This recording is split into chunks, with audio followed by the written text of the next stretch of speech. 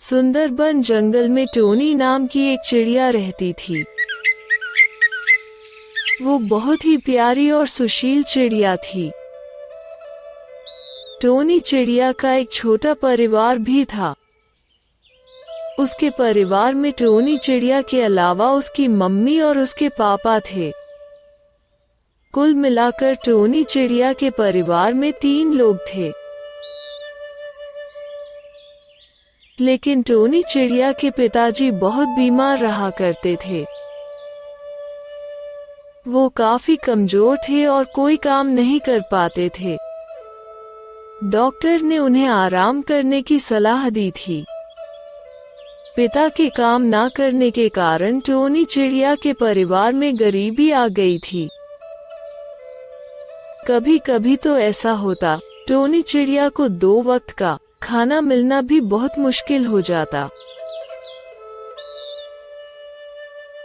गरीबी के कारण टोनी चिड़िया के पास नए कपड़े भी नहीं थे। अगर कभी टोनी चिड़िया कुछ खाने पीने की दुकान पर देखती तो भी पैसे ना होने के कारण वो नहीं खरीद पाती थी। गरीबी का हाल यह था कि टोनी चिड़िया को कई बार बिना खाए पिए ही सोना पड़ता था। टोनी अपनी गरीबी के कारण बहुत परेशान हो गई थी। एक दिन वो अपने माँ के पास जाती है और कहती है, माँ, हम बहुत गरीब हैं। हमारे पास ना तो पहनने को कपड़ा है, ना तो खाने को भोजन है। हमारी ऐसी हालत है कि सब देखकर हंसते हैं।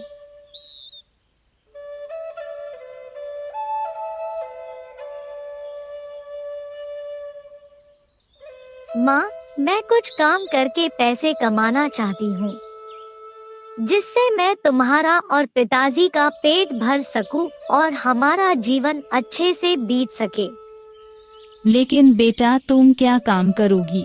मैं कुछ ढूंढ लूंगी माँ, बस आप मुझे काम पर जाने दो। मजबूरियों और परेशानियों से थक हार कर उसकी माँ टोनी चिड़िया को काम पर जाने देती है। टोनी चिड़िया काम की तलाश में काफी दूर निकल जाती है। काम की तलाश करते करते वो रिंकू खरगोश की दुकान पर पहुंचती है।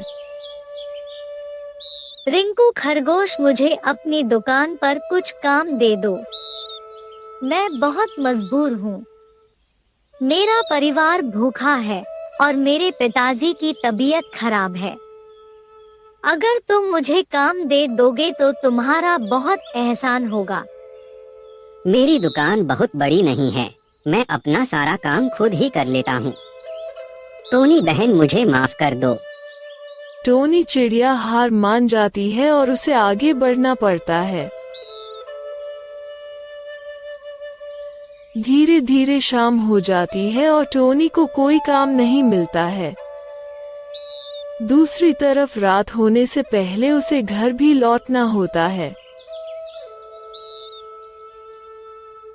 इसलिए टोनी चिड़िया उड़ते हुए अपने घर की ओर वापस आने लगती है।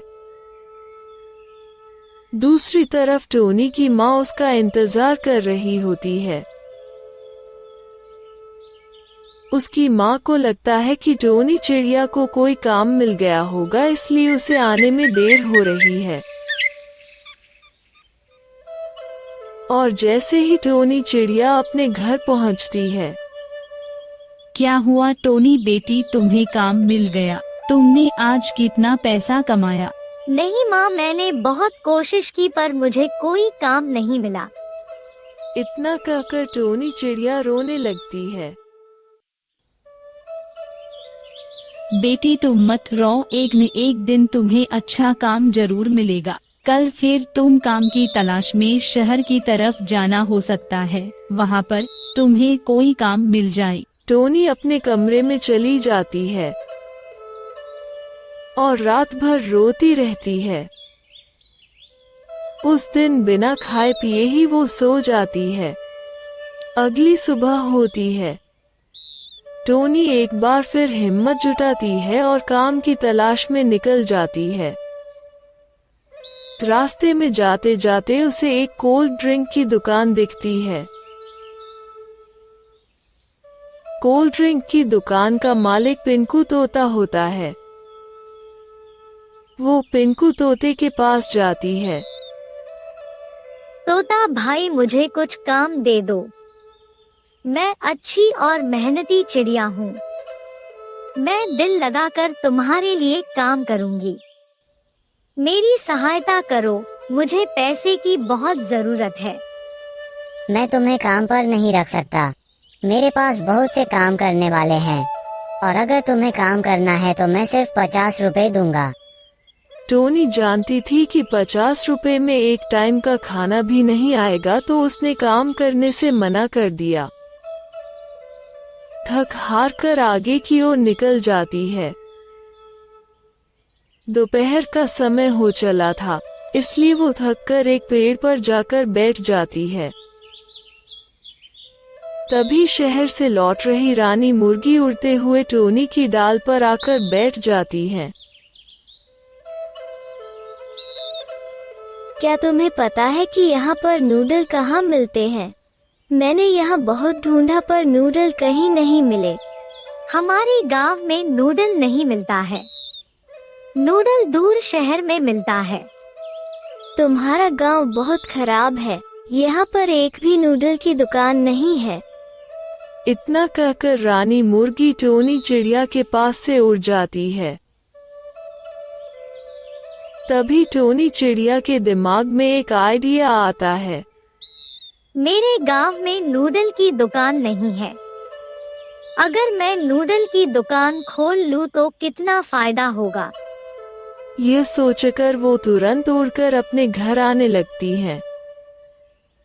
घर आने के बाद वो अपनी माँ के पास जाती है और कहती है,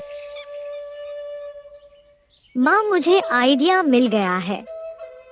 अगर मैं नूडल की दुकान खोल दूं तो वह बहुत चलेगी। टोनी, तुम्हारा आइडिया बहुत अच्छा है, पर बेटा हम गरीब हैं, हमारे पास नूडल के लिए पैसे नहीं है। माँ, तुम सही कह रही हो। अगर हमारे पास थोड़ा पैसा होता तो हम नूडल खरीद के दुकान कर लेते। तभी टोनी के पिताजी वहाँ पर आते हैं और कहते हैं, टोनी बेटी, तुम आटे का नूडल बनाओ। आटे का नूडल भी बहुत स्वादिष्ट होता है। जी पिताजी, आपने बहुत अच्छा सुझाव दिया है।